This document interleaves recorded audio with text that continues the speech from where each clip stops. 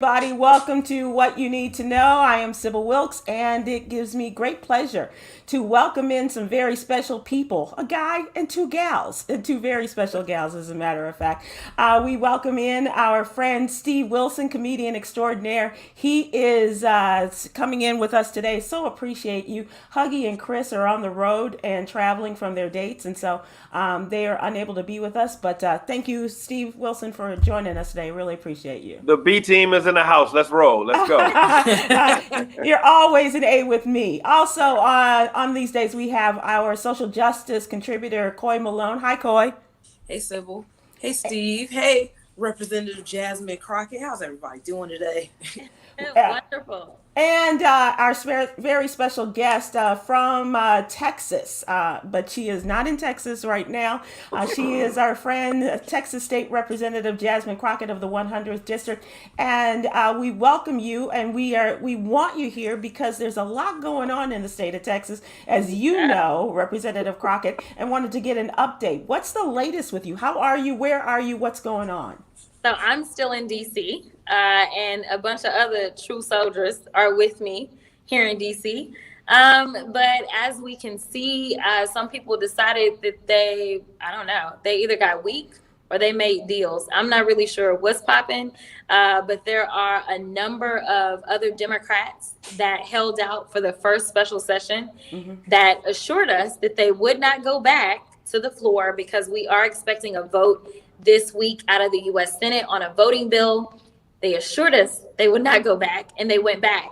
And crazy enough, a number of us spent our money, including myself, retaining lawyers. We put together a lot of money to put a full team of lawyers together so that we could actually get a TRO, which we got granted, which is a temporary restraining order, restraining the governor as well as the speaker from having the ability to arrest us.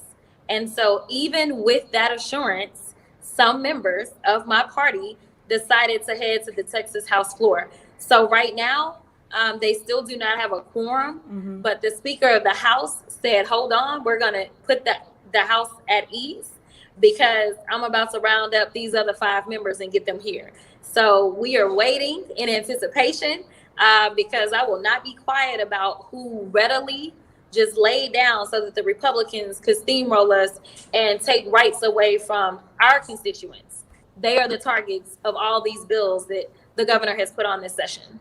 So for people who don't know, who are listening to us, perhaps even for the first time, and don't know what happened in the state of Texas, it is a Republican-led state. The governor, the lieutenant governor, the majority of the House and the Senate. And over Memorial Day weekend, as they were finishing the first legislative session, you all, a group of Democrats, walked out instead of allowing them to bring these very restrictive voting bills to the floor.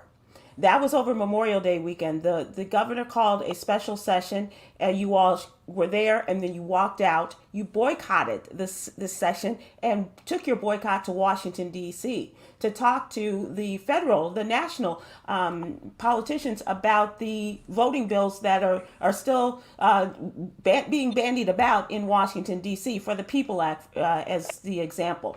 And so this first special session, it expired on Friday. Saturday, the governor called a second special session.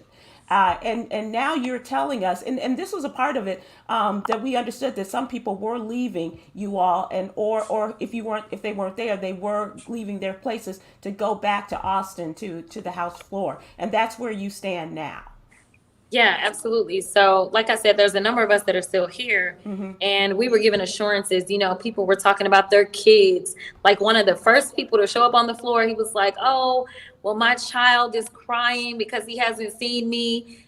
But you in Austin, that's not where your child is. You know what I mean? Like, we just got all these sob stories, and here it is. I'm single, I'm childless. I don't know what it is to be like, oh, I miss my kid, right? Right. So it's like, okay, well, we've got y'all's back, and what we're going to do is try to provide cover. So we put together this legal team, and we're like, listen, get a temporary restraining order so that people can go home and feel comfortable knowing that they don't have this threat of arrest hanging over their heads.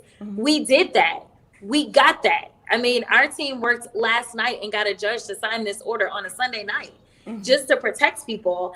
But the reality is that it was never about that, right? So I personally feel like there's always backdoor deals. I feel like we're always being sold out. I feel like we typically get sold out by those from our party, right? So I don't know what deals have been made. But for the speaker to not be able to get a quorum this last go around, but all of a sudden have different members that he's corralling in, some kind of deals are being made. And something tells me they're not for the betterment of our people, but instead they are individualized goals that they've set out that probably don't amount to anything. What would you like to see happen right now, State Representative Crockett, at this point where you stand? If this boycott, if this world were yours, what would you like to see happen? So if it was a perfect world, then we would continue to boycott until the governor decides that we are due some kind of respect, in the sense that we are trying to represent our constituency as well. Let me give you an example of how bad this is. We're talking about the voting rights bills, but it's not just the voting rights bills. I've been getting telephone calls, emails, DMs about the fact that our governor specifically said that no school, no locally elected official can institute a mask mandate. Right. A mask mandate is probably the only way to start to flatten the curve. And when I say probably, I'm actually looking back not even too long ago, okay? Right. When it came down to flattening the curve, that's what it took before we even had a vaccine, right? So now I've got people saying my child isn't even old enough to get the vaccine, and they're saying that we can't institute mask mandates. They also were saying there's no requirement to do any sort of contact tracing whatsoever. And so let's say somebody in a kid's house tests positive, and let's say they do tell the school. They're not obligated to tell anybody about that, right? Right. So it's one thing for the governor to do this as an executive order. It's another thing right now what we're looking at is he wants to codify this into law forever. He wants to submit this into law. Wow. So why would we, the party that says that we really care about people, the party that says that we are always fighting for the most vulnerable, and I don't honestly know who's more vulnerable than our kids. Right. Like, I really don't get it. So now you're going to go back and then you're going to sell your district and say, well, I was on the floor fighting.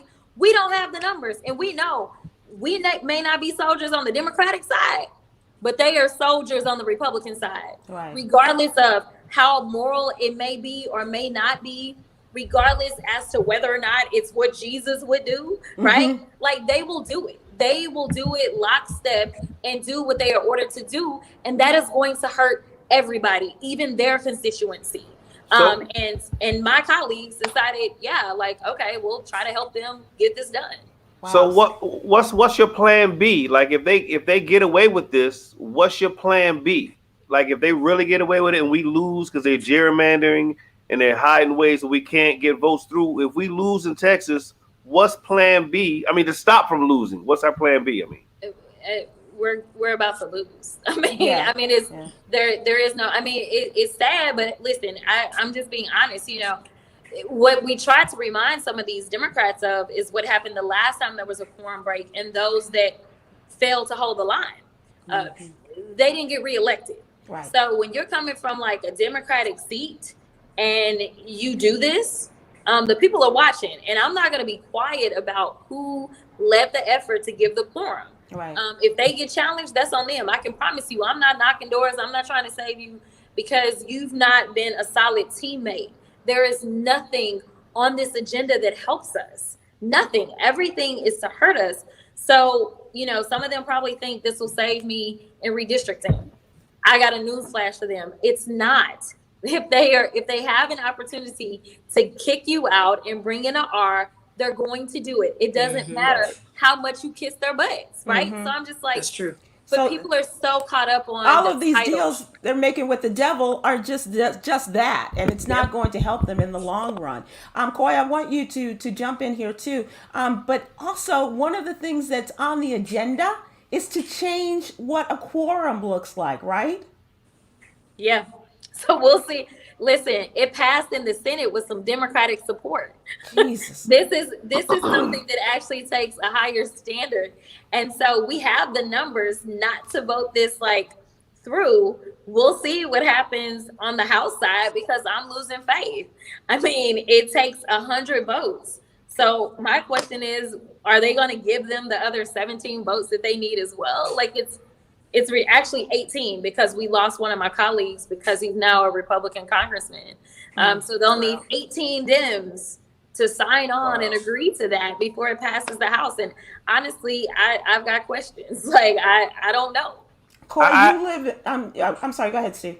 I have a question, and I'm not trying to be funny because I know. So this ain't the state where they say you're not even allowed to give them water if they're in line, is it? Yes, not this that. That's Coy State. That's Georgia. Oh, so that's cool. So That's because I don't understand, like, how does that help you cheat by quenching somebody's thirst? That's what I want. No, but here's the thing that they have given away, state representatives. If you can tell Steve, like all of the things that enabled people to vote during the pandemic, the 24-hour voting, the souls to the polls, which they have amended.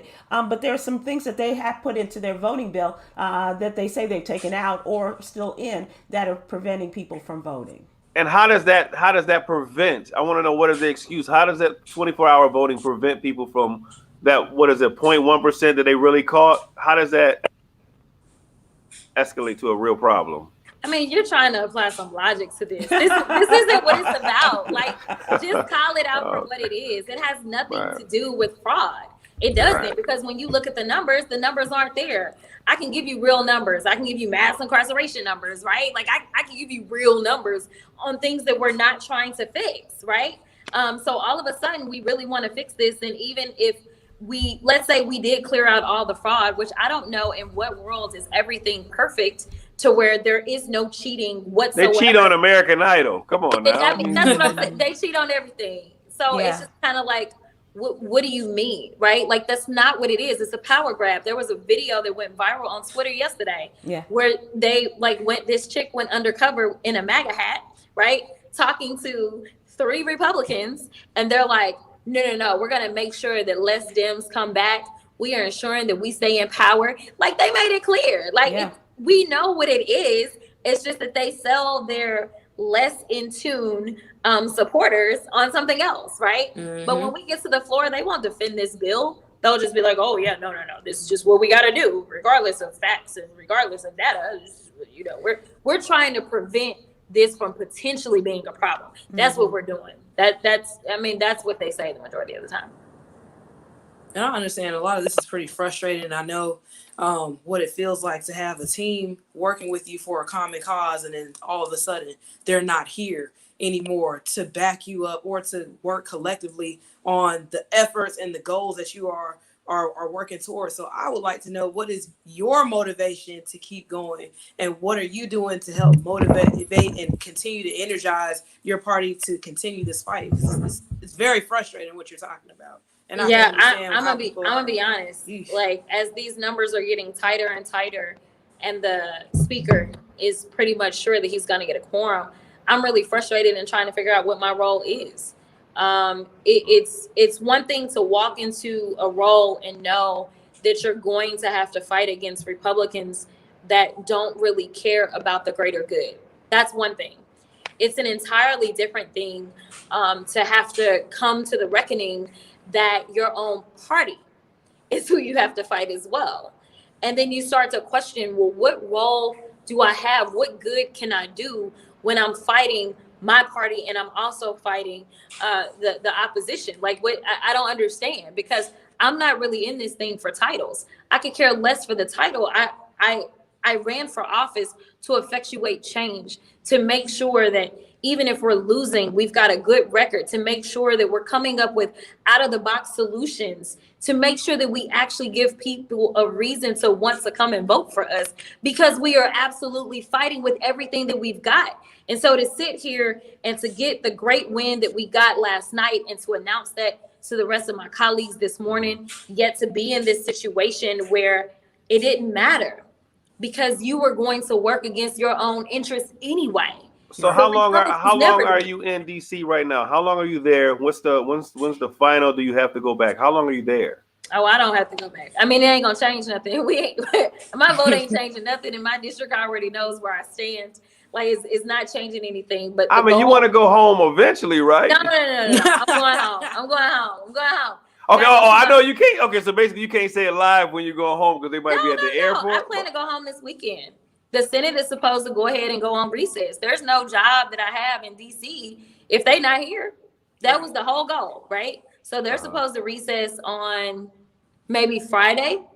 And so by this weekend, I'll be home and I'll be in my district and I'll be doing things to try to help support them. I'll be trying to make sure that we're setting up COVID vaccine sites, making sure that I'm pulling people out, sending text messages, doing phone banks, knocking on doors, hanging door hangers. Like I'm going to try to do things within my district that will actually help my district.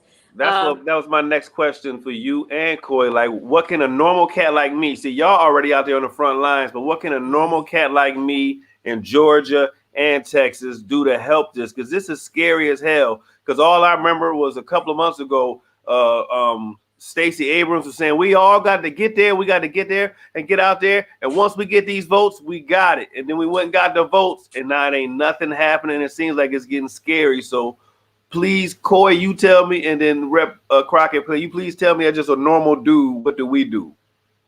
I think one of the most important things is to research who represents you across your state, across your district, at the local level and at the federal level, because these are the people that are making decisions and they represent and work for you. If they're not fulfilling the things that you would like to see for yourself as an individual or for your community, you need to understand that your vote can make or break them. You can tell them to pretty much pack their stuff and leave. They don't have to fulfill that job anymore. It also, you can do things like write letters to your representatives about the issues that matter to you and ask them, what are you doing in order to alleviate this? And as do letters really work now? Do letters really work? They do. They do. Okay. I used to write John Lewis quite a few times, and he would answer. Because I used to always hear white people say, I'm going to write a letter. And I'm like, really? What's the letter going to do? That really works. The power of the pen, believe it or not, is very true. And it gets things going. And a lot of people don't understand, especially at the local level, how powerful government is and what these people can actually do for you that represent you and your community. So a lot of people think that, well, when we're voting, they just tend to think about president, vice president, but they're not understanding that we talk about, let's talk about district attorneys, judges, sheriffs, things on the local level that actually affect you and your community directly. Y'all a little bit younger than me. See, y'all a little bit younger than me. When I was a kid, it was a show called Good Times, and they had an alderman. He used to always come by, so you knew what you needed was the stuff on the local level that's going to really affect your life. But they don't have shows that show you that one politician on the local level that you need to help. But I'm sorry, I interrupt you. I'm trying to be funny, but go ahead. No, that's a very good point. And I feel like we've kind of gotten away from that as a community and just the Black community and across the U.S. There's not a lot of talk about political anything unless it's time to vote or when we have a crisis. We don't see this added into entertainment so much anymore because so many people get up in arms and, oh, this is politically incorrect. And, oh, no, you're pushing this towards the Democratic side or you're pushing this towards the Republican side or this message is too blue for everybody to listen to. And it's just like, can we just simply educate people? Like, folks don't even know how government works anymore. Like, it's sad. It is very sad. If you ask the average person, hey, what is the process of government? What is this person's role? Are you aware that there's a House of Representatives, of Congress? Do you understand the system of checks and balances? I mean, people get their education off of TikTok these days, and it's crazy. I am back. I'm sorry about it's Texas. Is it raining? No, it's not raining. It's like February all over again, Representative. You know, we're losing our power. We don't have a reliable grid. We don't believe in that. Exactly. We got to focus on masks instead of the grid. Yes, right. I understand. I'm sorry. But I do want to thank you for your time. And will you please stay in touch with us and let us know as you go through this process, and especially as you get closer to the end of the week, as you're looking for this bill to go through on the federal level. Good luck to you. Please be safe, and we will talk to you soon. Thank you. That is Texas State Representative Jasmine Crockett. We will take a break, and we will be right back. Log on to SybilWilkes.com and sign up for the daily What You Need to Know newsletter. Everything you need to know sent to you daily from Sybil herself.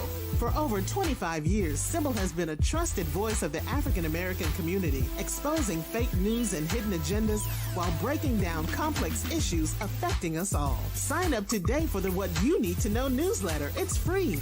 Then tune in Monday through Thursday, 6 p.m. Central on YouTube and Facebook. Just search Sybil Wilkes.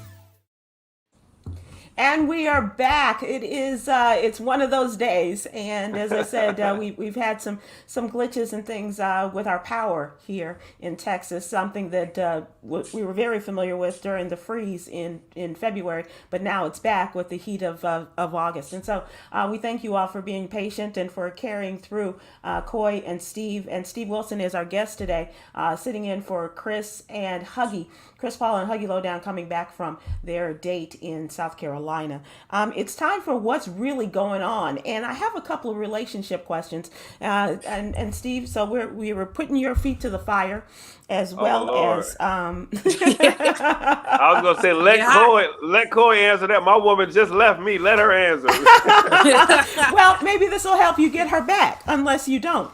So let me ask you this. I don't know if you all have seen this story, but O.J. Simpson says that he will not be going back to L.A. out of fear of running into the real killer of Nicole Brown. He says that he says that he is fearful of running into the actual person who murdered his ex-wife. He's quoted as saying, "I have trouble with LA." He said, "People think this is self-serving, but I might be sitting next to whoever did it. I really don't know who did this." So my question, lady and gentlemen here, as well as those that are listening to us this afternoon, what is the greatest lie you've ever kept going? How long were you able to live in this world of delusion? What lie have you held on to for a long period of time? And I can ask you, Steve, because you're a man. And so you tell me. well, first of all, for starters, OJ didn't do it, and we all know that. So let's just get that clear. And I understand why he wouldn't want to be out here, because I wouldn't want to see the killer either. And I understand his fear, because I know OJ didn't do it. So secondly, and I don't know why y'all laughing, he didn't do it. I met AC Collins at a comedy club. I said, did OJ do it? He was like this. Anyway, let me see. The biggest lie I kept going for. Let me see. I had a woman tell me, well, first of all, she tricked me and told me it was my kid and it wasn't. So what was the biggest lie? Okay. That's tough. Yeah, but see, no, that was done to me. What was the biggest lie I kept up? Well, that's a good one, though. And I'm sure people will have that as an example as they chime in here. Coy and Steve, you hold on to that one. All Coy, right. what about you? What's the longest lie you have ever kept going, or there's ever been that you are aware of that's been kept going? I'm not calling you a liar or anything, Coy Malone. I'm just saying perhaps you have an example of that in your life. Because I will tell you, I know that people who are married, who have kept going, they kept that lie, "Oh, you're the best I've ever had." And that has taken them through many, many years of marriage. Mine aren't even really that bad. Like, I think one that I tried to keep going for the longest is when I started dancing in the club, and I lied to my parents. I said, "Oh, yeah, I work at a bar. And I'm a bar back, the ones that put the ice in the bar and fill up the drinks and stuff like that." I maintained that for like a year until finally I told my parents, "You know what, I'm actually a dancer. I've been working at this club." And my dad said, "Yeah, I figured, because you kept going to Miami." I was like, they don't need you to transfer your business to Miami as a bar back. Right. I tried to keep that going. I think they saw through that. They were like, "Whatever, we just stop lying." And I'm not good at lying. I'm really not. Mm-mm. But you held on to it as long as you possibly could. I held on to it because I thought it was something that made sense enough for my parents to believe. But man, it was the name of your LLC that gave you away, Uncle Luke Productions. I knew that wasn't gonna work. Shake your boom boom LLC. They knew. Yeah, they knew. Coy. Take your booty to the pole, LLC. Right. Yeah. They knew. They saw through you. Oh, Travis Roughhouse Party Bus Ruffin says Coy lied. She didn't call me last night. All right, Party Bus. All right. Okay, Party Bus said you lied. I'm not sure how long that lie could be considered extended since she didn't call you last night. And we are not into night yet here. So I'm going to call you later. Wink. Let's keep that lie going. Okay. All right. Steve, do you have friends, like you mentioned, someone telling you that the child was yours? Do you have friends that have had that experience for a long period of time? I've had two other brothers who went longer than me. Mine was 9 months. And we argued so much that I was like, you know what? I'm going to put the white man on you and we're going to get joint custody. And I'm sorry, I got too ghetto for y'all. We argued so much. I was like, you know what? I'm going to put the white people in our business because I need to see my baby. And then she said, it ain't yours. And I was like, whatever. And then we took the blood test. It wasn't mine. But I have two friends, one who's famous and one who's not. Earthquake went through the same thing I went through. And then my buddy James, his daughter was 12 when he found out. And right now, I talked to him about 2 weeks ago. He said it still breaks his heart when he sees her on Facebook talking about her dad. And like, she's like 19 now, like her new dad. It breaks his heart. Oh, that's awful. Yeah. That is awful. That's awful. What OJ is perpetrating. OJ didn't do it. Okay. Wink. Go give us the wink, boy. Give us the wink. The gloves did not fit. Right. And you must have quit. And even the late great attorney is going, brother, come on. I'm sorry. Come on, brother. Come on.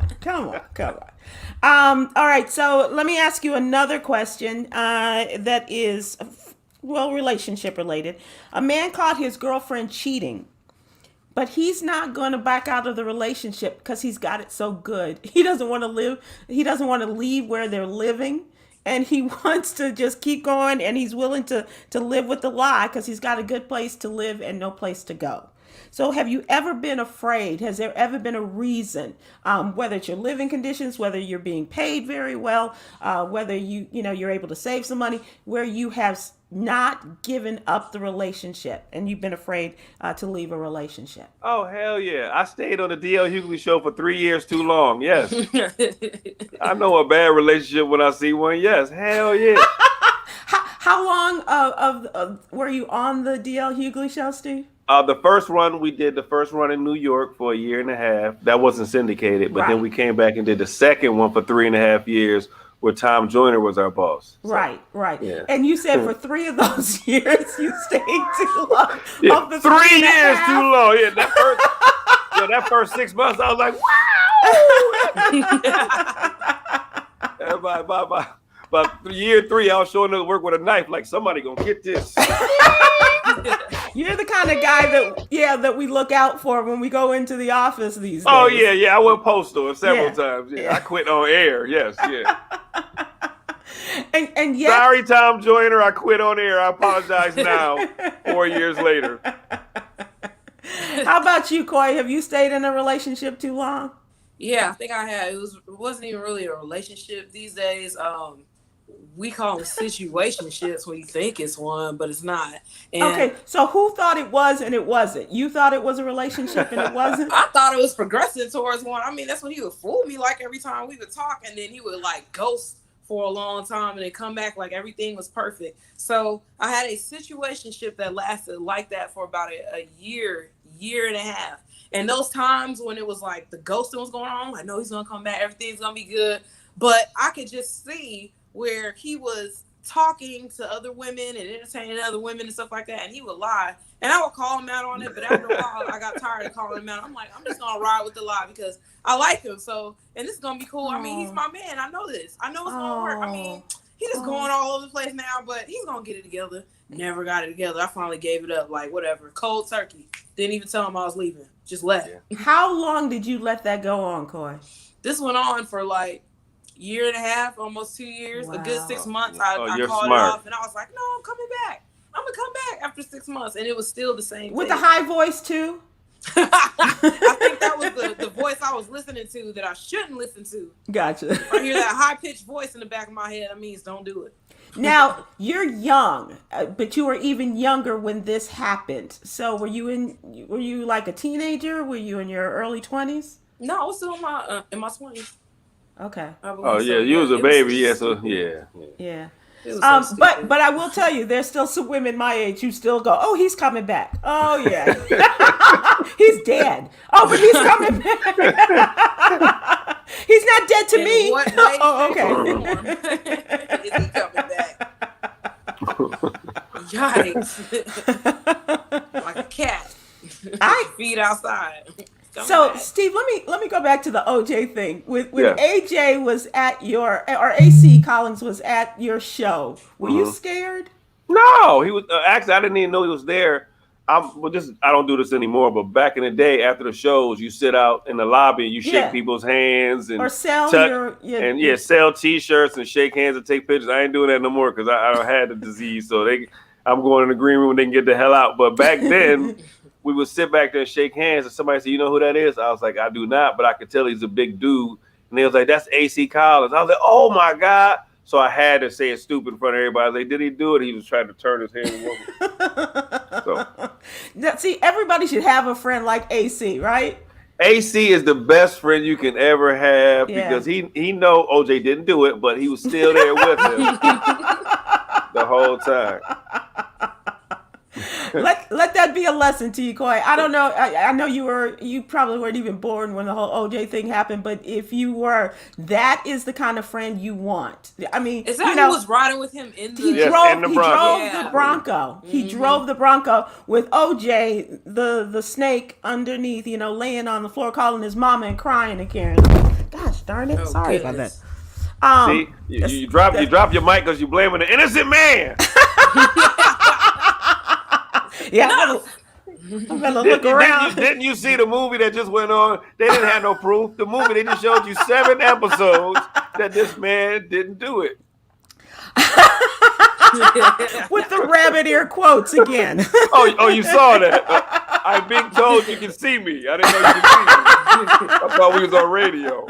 Okay, the last thing. Okay, Kimberly Jackson said, AC was the original ride or die. Yeah, right. That's true. That's true. Everybody, you're absolutely right, Kimberly, on YouTube. And CM Williams says OJ stole AC's girlfriend, then married her. Did he? I don't know. If that happened, it was in Florida because I met his new white girl when I was in Florida. But I think I think before all of this happened, was his girlfriend not OJ's first wife? I have no idea. Oh, okay. All right.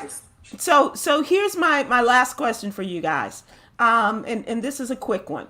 I'm a big Meghan Markle fan. I'm a big, Duchess of Sussex fan. But her birthday, she just had her 40th birthday. And you may not know, she's not had a good relationship with her dad. You remember all of that with the wedding, and he got, claimed he had a heart attack and couldn't come. The prince walked her down the aisle. So she's not had a good relationship. He sent her roses for her birthday, and she sent them back. How long do you let something like that go? I mean, how long do you hold on to something like that? Isn't it time? Aren't we all, life is short and we can't. Her daddy and the royal family can kiss her ass. I don't know if I can say that on live TV, but yeah, they can go. They all terrible people. Coy, how you feel? I hope you feel the same way. Hold on to that, Coy. We got to take a break and we will be right back.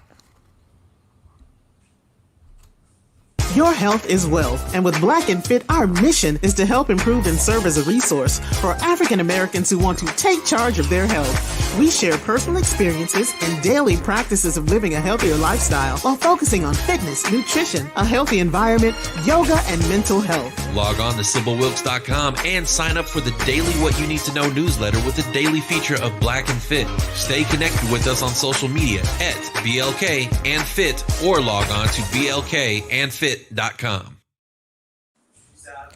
It is time for us to talk about what's going on in the news with our What You Need to Know newsletter. And our newsletter is available for everyone who we would encourage you to subscribe. It's absolutely free. Please go to SybilWilkes.com. It is free and it will be in your email box every Monday through Friday morning, first thing. Steve, was your newsletter in your email box this morning? I did not see it. I'm sorry. Okay. All right. Thanks, Steve. Just checking. I'm not going to hold on to that. I'm gonna let it go. I'm gonna let it go.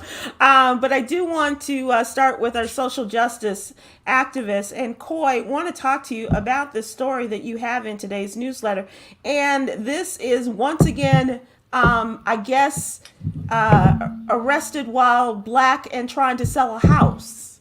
Yes. Oh my gosh. So this is in Michigan. It is. It took place. A man trying to is a realtor and had a black client. Yes. Now, backstory: the realtor and the client, they are childhood friends since teenage years. So he ended up showing his friend, the real estate agent. His name is Eric Brown. His client is Roy Thorne, and Roy Thorne's 15-year-old son Samuel. They were touring a home. They had scheduled for this home tour, and next thing you know, they're looking out the windows and they're seeing police that are starting to surround the home. Now, the person that was looking at the home with his son Roy was saying that, I thought there was some type of suspect outside the home and police were getting ready to force him inside the house, and now we're going to be hostages. Until when he looked out the window, he saw police training the guns on him and said, wait a minute, they're looking for us. So police show up, surround the house, demand each of them come out one by one. They handcuff them each. They put them all in separate squad cars. And the teenage boy. Separate from I saw the video. Yeah. Yeah. It's upsetting. It's disturbing. So what ends up happening is Mr. Brown ends up saying to them while they're putting him in handcuffs, listen, I'm a real estate agent. My license is in my wallet. Take it out and look. I'll show you how I access the house. He ends up directing them around to the back of the house and shows them how he opened up the lockbox with his app. So they go talk amongst each other. They release them. They apologize. They say, we got a report about somebody that was pretty much squatting at the house previously had returned with 2 more black men. And the black Genesis that you're driving resembles the black Mercedes that he drove that was towed at this residence previously. So the police department, they did an internal review and they said, well, race doesn't play a factor in the reason why that you were arrested at this home. But of course not. The report from the neighbor was the black guy returned with 2 more black guys. So what? It's just, I don't know. To me, it reminds me of Ahmaud Arbery. And it reminds me of several other incidents that have happened when black people are just out doing normal things and they get reported. And next thing you know, it turns into a crazy situation, a situation where someone's harmed or killed. And that's the type of behavior that has to stop. Yeah. We can't let white people define what racism is anymore, because they believe that if they're not on your lawn with a pitchfork, snatching your grandfather out of the house, saying the N-word, is not racism anymore. Right. Right. Their definition is not applied to us. Completely different. No, it's completely different. Have you been in a situation like that, Steve, where you've been just going about casually? Yes, by the police plenty. It started when I was a kid growing up in Buffalo, New York. I remember one time, if you have more than 3 black dudes in a car and you're under 20, you getting pulled over. Right. Like I remember one time we was 16 years old. I'll never forget this because my buddy Tim is a representative, Tim Hogues up in Buffalo. He's a congressperson up in Buffalo. And when we was kids, we got pulled over. It was 4 of us in the car. And I don't know why one of them his father was in the service. He thought he could talk to the police any old way. And he's like, why y'all bothering us? And the cop snuck up behind him and squeezed his testicles and made him cry. And then he did it to my other buddy and made him cry. And then when they came over to me, I knew what he was doing. So I was squeezing up against the car. And he said, oh, look, he said to his partner, this is the smart N-word. Yeah, so I still, I remember one time I told my buddy about this maybe 4 or 5 months ago that I woke up and had a nightmare. And I'm 50. I had a nightmare about that like a couple of months ago, and he was like, "You still having trauma about that?" I was like, Right. "I haven't thought about it in years, but just now telling you the story again is fresh in my mind again." It's trauma. It is trauma. It really is. And this is a sidebar, but talking about the policemen that were involved in the January 6th insurrection. And a lot of their buddies, a lot of their fellow law enforcement officers don't want to stand with them. And they say, you can't keep talking about this. You got to let it go. You just never know how. I mean, it's like with Vietnam or some other traumatic part of your life. And definitely the January 6th insurrection is traumatic. And having someone stop you and your life is in their hands. Beat you with a flag. Yeah. Come on, man. These people, they smeared feces on the wall. These are not normal people. Right. But trauma can come back at any time. I mean, look at Simone Biles. Look at Simone Biles. She talks about the fact that, she is going through this mental situation because she's thinking about the doctor that sexually assaulted all these girls. She's thinking about, and when you get up in the air and she can't figure out where she is, that's it. That's the trauma coming back to you.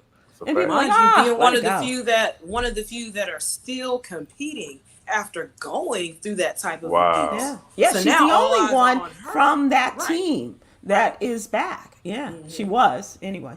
But to your point, Steve, trauma and I think about not only what's going to happen to this man's son in the case of the realtor, but also I think about the young man who was assaulted by the woman in the hotel in New York just after Christmas, and the fact that his father, Harold, right, Junior. And what he will go through. It's this. Well, that's why I push therapy. I want me and my friends argue about this a lot, and I have family members. I think everyone that's African American in the United States needs to have therapy after school, because we are traumatized from. I'm not even talking about from slavery. I'm talking about my grandfather died and he couldn't have life insurance, and I'm talking about they couldn't get life insurance until the 80s. So we couldn't get a generational wealth. That's affecting me today.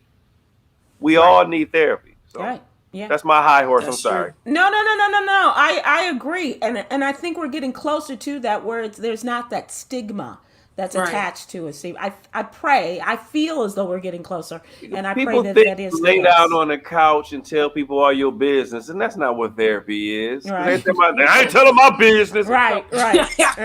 No, it helps you unpack those things that are difficult for you to deal with and helps you get a perspective on your life and redirect you into a path that's a lot more focused, and it helps you to completely deal and live and get past this moment. A lot of people, you can't do that on your own. Your parents, your friends, colleagues, people on the street, a lot of them are not certified or even have like the know-how, the wherewithal to take on all of your issues and help you along with it. You need to talk to a professional. No, they don't have it. If you praying on it, drinking on it, and smoking it on it, you're doing it wrong. Period. Okay. Exactly. Exactly right. Posting about it on Facebook at random times of the day and night. Doing it wrong. And Instagram, crying, holding the phone. That's not right. One of the other things I do want to talk to you about, and talking to the state representative in the state of Georgia, amongst other states, they have these democracy classes, and young people are being are now starting in the fall in 10 Atlanta area high schools. Some thousands of 11th and 12th graders are going into this democracy class. They're learning civics. They're learning about voter education. They're learning all of these things in terms of government, and they will come away prepared to either if they are of age to register to vote, or to get ready to vote, to get ready to register, or perhaps even work as a poll worker in the during the course of the elections. And it's a great opportunity for young people to start their history, as well as for parents who have not been politically involved, who've not been civically involved. And this is a really good program that's going on there in Georgia, Coy, as far as young people are concerned, along with the Rock the Vote people, as well as the owners of the Falcons and the the Atlanta soccer team. They're going to have this big party and everything, but kids are getting involved. Did you have anything like that, Coy, when you were growing up? Yeah, when I went to high school out here, we had something called civics class. So pretty much the same thing, but this sounds like a revamped version that's a lot more catered to this generation that probably has a little bit more lingo in terms that we understand. Like from what I remember from my civics class, like, yeah, we read in a book and we had a teacher and we had discussions and stuff like that was in depth, but I also remember falling asleep and still getting an A. So. Oh, wow. Okay. She's one of the smart ones. Right. I'm just saying it wasn't that engaging. Yeah, so this well, whatever. I only did 5th grade twice because my teacher liked me a lot. That's all. You're still see, that's probably the longest lie you've held on to, Steve. Right. And I did 6th grade again because they really liked me. That's all. You were teacher's favorite twice in a row. Right. You and Jethro Bodine. Right. And they told me to stay home from school, not because I was suspended, but I was doing the first quarantine. Yeah. Oh, right. One of the things that we also have in the newsletter is a Black Business Spotlight. And we want to have her take a bow because our girl Rihanna is a certified billionaire, according to Forbes magazine. Black women on top. Black girl magic. Yeah, absolutely. Black girl magic. Absolutely. She is according to Forbes, announced that Robin Rihanna Fenty is now among the world's billionaires worth an estimated $1.7 billion. And came from humble beginnings. And Jamaica. hard work. Barbados. Yeah. Barbados, yeah. According to the Business Magazine, this makes her the wealthiest female musician in the world and second only to Oprah Winfrey as the richest female entertainer. I was just about to say, gotta be, yeah. Whoa. No, Janet ain't got no billions. No. And it's due to the beauty business. Yeah. It's her association with the LVMH company, which of course is the Moet Hennessy and Louis Vuitton business. And she started this with her products and really came out and her focus was on diversity. Her focus was on making sure that all the people that she, of our community were taken care of in terms of the shades and things like that. And so, and she got with the LV people, and it's just incredible. So good for her. She's beating out Kylie Jenner's Kylie Cosmetics, Kim Kardashian, West, KKW Beauty. Let's go. And Jessica Alba's Honest Company. So standing on the shoulders of great women like Madam C.J. Walker and Annie Malone and others. And so we commend her. Absolutely. I'm finna start some makeup. Right. Well, every week we do a Black Business Spotlight in terms of people that read the newsletter and small companies, and a lot of them have to do with the beauty business, artists and what have you. But this is really, I mean, when you talk about what they're doing for our natural hair, as far as lipstick, although the lipstick business has gone through it this past year and a half, hopefully. I wouldn't know. I don't know. It's way over my pay grade right now. You haven't missed seeing a woman below her nose? Have I been missing? Have you been missing seeing a woman's face, but just right up to here? Yeah, because of the mask. Yeah, I mean, I miss women. Period. Remember, I told you my woman left me. You're right. Okay, you're right. Buy her some Fenty. She might like it. Right. She might come back. No, it was good. Yeah, okay. Okay. What artist was that? He said, yeah. What did he say? Drop 3 stacks on the makeup bag. No. Are either of you, let's talk entertainment. Okay. Let's talk entertainment. Are either of you Jeopardy fans? No. Okay. Were you aware that the host of Jeopardy, the long-term host of Jeopardy, died, Alex Trebek, and that they were looking for a new host? I was hoping it was LeVar Burton, but I don't know who they got. They don't have him yet, but this guy who came in as the executive producer is apparently first in line for the gig, which it's just very slimy kind of way that it's happening. But now a lot of allegations are coming up against him revolving discrimination, saying that he discriminated against pregnant models when he was the exec on The Price is Right. And and so a lot of people are coming after him. I really do want LeVar Burton, but I was one of those that signed the petition long ago and wanted this Mike Richards guy. I don't like the way that it was done. That means he's going to get it then, because if that's the way they're doing it.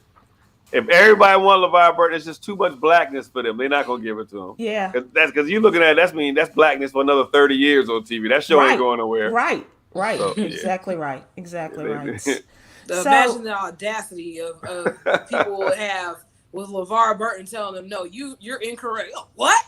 Yeah, it's just too much. It's too much for white America. It's just too much blackness going on there. And Steve, they'll go all the way back to Kunta Kinte. They'll like right. I love it that they took one of the original TV Negroes instead of going over to England, though. So that's good. Yeah, yes. That's true. That's absolutely true. Lestra Bradham on YouTube says he already knew he was going to be the host and had all those guest hosts for nothing. Yeah, that's what a lot of people are saying, Lester, that all of the auditions or the so-called auditions with people like Robin Roberts and George Stephanopoulos. Would have been great. Robin Roberts would have been great. Yeah, absolutely. I'm a big fan, Robin Roberts fan. And I'm a Chicago girl, so I'm not a Green Bay Packers fan, but I really don't think that their quarterback did too badly when he was substituting. And so, or when he was he did a good job. I would like to see Sybil do it. I'm just saying, why don't they have... As long as I have the answers right before me. C.M. Williams said they didn't even audition the people Alex wanted. Right, probably not. Wow. And Dora Lavette Tiggs on Facebook says he shouldn't have been able to compete for the spot. That's true. Conflict of interest. He was already working there. It reminds you, this goes back to the George W. Bush administration, where George W. was looking for a running mate. Was looking for somebody to run with as vice president so what was that, in 2000? And he put people in a committee to come up with a vice president. And one of those people he put in the committee, the head of the committee, was Dick Cheney. And Dick Cheney picked himself, right? He picked himself as the vice presidential running mate. I look over all these people and I decide I'm just going to take I'm the guy. I'm the guy. Don't take me shooting or anything or hunting, but I'm your guy. Like the scene of Horrible Bosses. Yes. Yeah, that's exactly. He's a horrible, but the scene of horrible. I decided to dissolve the position to myself. I'm gonna give myself that big office. I need more office space. And they're like, what? They're like, we worked really hard. He's like, right. And I'm like, what? Yeah. And so did I. Right. Okay, absolutely. Hey, Steve, how can as we wrap things up here, I want to thank you so much for coming in and taking over and doing all of the business today. I love being a B team. It's fun. I love it here. No, you're A team all the way, my friend. You're A team all the way. How can people find you and tell us what you're doing these days? You can find me on Instagram at Steve Wilson or on Facebook at Comedian Steve Wilson. If you're in the Los Angeles area, tomorrow I'm in Long Beach. And then Friday, that's right. Then Friday I'm performing at the Comedy Chateau. And then Saturday, I don't have my schedule in front of me. A show somewhere in Los Angeles area. Okay. Yeah. So give us your Instagram and your Instagram Twitter. Again. Well, I don't have Twitter anymore. Someone stole my Twitter. Okay. It can happen. Instagram is Steve Wilson, and on Facebook, Comedian Steve Wilson or Steve Wilson Comedy. That wasn't stolen by anybody you used to work for, was it? No. Okay. Yeah, all I saw was the email said cancer. I was like, what happened? What's going on? Inside joke. Hey, Coy, tell people how they can find you. Well, you can follow me on Instagram, Twitter, and TikTok at Coy_ Malone. And you can find me right here every Monday night at 7 p.m., 6 Central, live with Sybil Wilkes. And I want to thank you too, as always, Coy, for coming on with us. And I want to thank the State Representative Jasmine Crockett, Texas State Representative Jasmine Crockett, who is going through it right now. We wish her the best, and hopefully we'll get an update on what's going on with that as well. Thank you all so much for joining us. We will see you tomorrow. Bye. Nice.